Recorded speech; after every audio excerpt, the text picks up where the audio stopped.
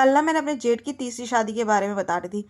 भाई जब उसकी तीसरी शादी करी गई ना, तब भी ना मेरे साथ ऐसे ही किया था इन लोगों ने।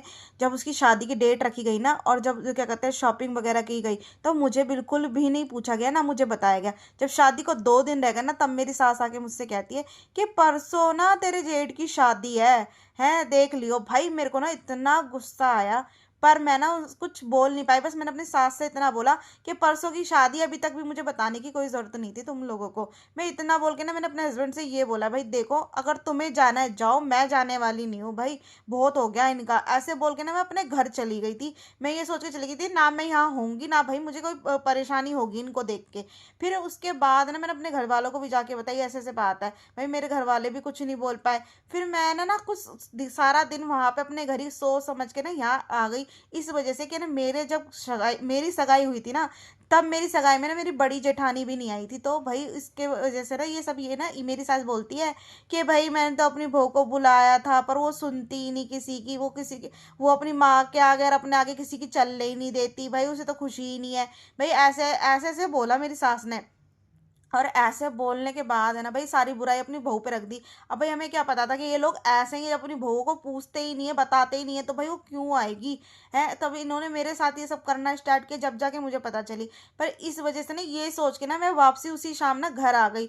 इसलिए कि भाई अगर इनके रिश्तेदार आएंगे ना, तो यूं कह देगी भाई बहू को ना कोई खुशी नहीं थी, यहाँ कुछ करना ना पड़ जाना, अपने पीहर जाके बैठ गई। भाई इनको काम के लिए तो मैं ही याद आती हूँ, लेकिन ना घर के जब फैसले होते हैं ना, तब मैं इनके घर में नहीं होती। इनको मैं याद नहीं आती, इनकी नज़रों में भी नहीं आती हूँ मैं इनके लिए जब गायब हो जाती हूँ। भाई ये सोच के ये मैं इस सोच के ना यहाँ आ गई। भाई यहाँ पे आने का तो वही काम घर का सारा, रिश्तेदार आ रहे, खाना पीना बर्तन सफाई सब मेरे जुम्मे है। उनके लिए तो इनको तो कुछ करना नहीं। फिर उसके बाद भाई जब इनकी तीसरी बहू आई ना, भाई वो ऐसी आई ना कि भाई वो तो मेरी सास और नंद की भी ना अम्मा निकली। पर भाई वो ना सबसे लड़ती थी भाई, वो मेरे से चिंकी से भी लड़ती थी। भाई एक ये बात बताओ, भाई इनकी तो खैर इनकी करनी इनके सामने आ रही थी, पर मैं और चिंकी तो भाई वो बोलते हैं ना कि गेहूं के साथ साथ गुण भी पिसता है, हम इस तरीके से पिस रहे थे।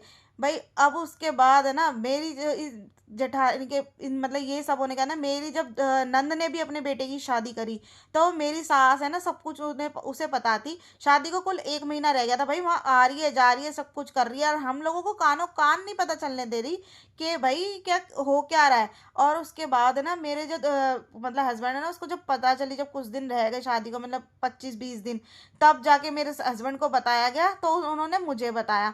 तो उसके बाद है ना हमने फिर भी, मैंने कहा चल कोई नहीं भाई, फिर भी शर्मा शर्मी में मैं उसकी बेटे की शादी में चली गई, मेरी जगह कोई और होती ना तो जाती